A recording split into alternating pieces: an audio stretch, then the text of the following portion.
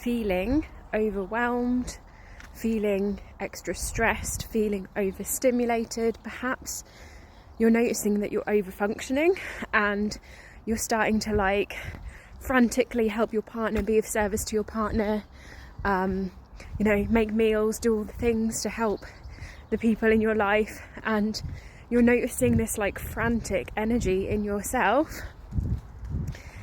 This is your reminder to create more space in your life and let things go.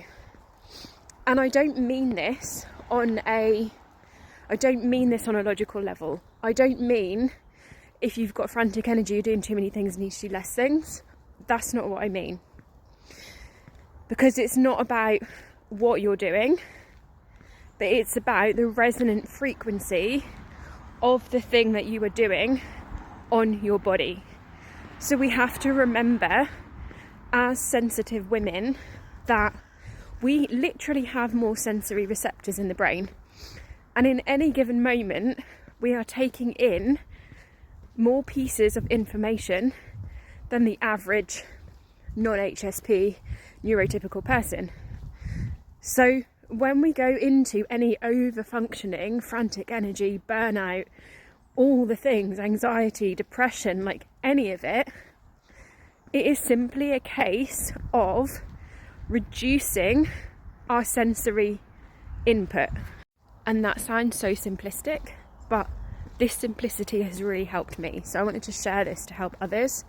It's literally a case in those moments, and in those moments where you've got more going on. So this month I have a lot more going on than I would usually have on in the month. So when that happens, it's like, how do I create even more spaciousness, even more downtime and alone time, even more time in nature? In these moments, that spaciousness, that switch off time, that time of coming back to self, that time of being in nature is so much more needed. So in these moments, what we actually need to ask is, what can I let go of?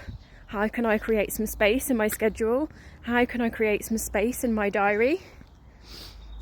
And literally follow our body. Follow your body, yes and no, because your body will not take you anywhere or connect with anyone that is not right for you. And when you do that, you open up this spaciousness. You open up the potential that actually exists within your sensitivity. You open up the potential that you are actually here to use in the world. This is why you are here with your sensitive gifts, for this reason.